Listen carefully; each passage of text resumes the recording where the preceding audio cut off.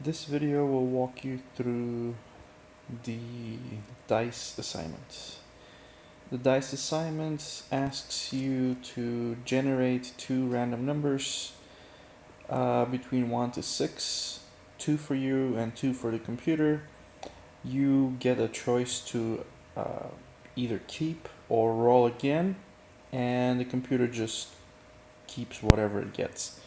So the way it works is you get two random numbers and you ask the user, do you want to keep those? If they say they don't want to keep them, then you roll again, two new random numbers. If they still don't want to keep them, you roll again two random numbers. If they finally say yes, they want to keep them, then the computer gets to roll two dice, and then you compare your total to the computer's total, and whoever has the higher total wins. Okay, so how we're going to do this, we're going to have to do random numbers. So how do we do random numbers? We do from random import randint. So with randint, we're going to make, let's say we're going to make dice1 for me is equal to randint. I want it to be from 1 to 6. And we're going to do the same thing for the other dice. So this is the dice2. Okay.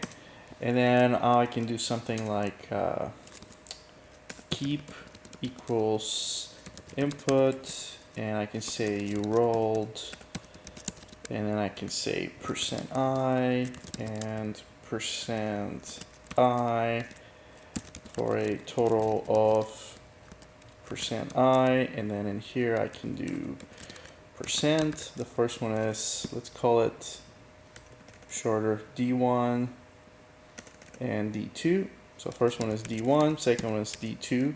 First number we insert here is D1. The second number, %i, stands for an integer that we're going to insert here is D2. And then the third integer that we're going to insert here is going to be D1 plus D2. Okay, so that's the message that we're going to be showing to the user. And we're going to say something like, you rolled this and this, keep, say something like yes, no, and let's see what happens. If I run the program,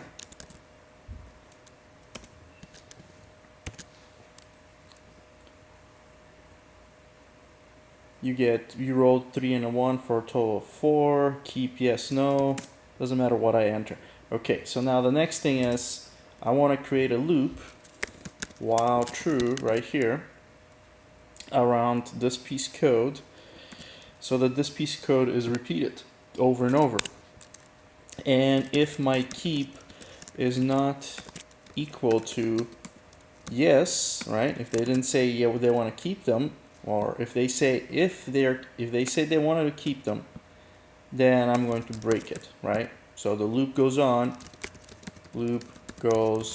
forever until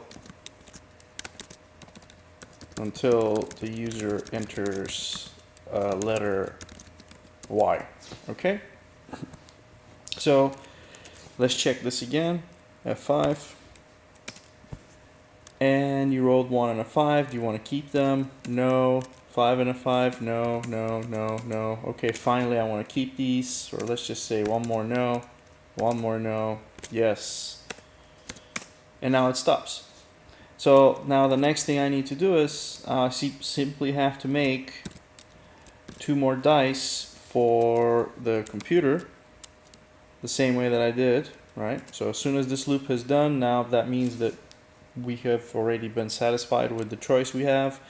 And now let's say we have 2 for the computer, and now we just have to check the winner.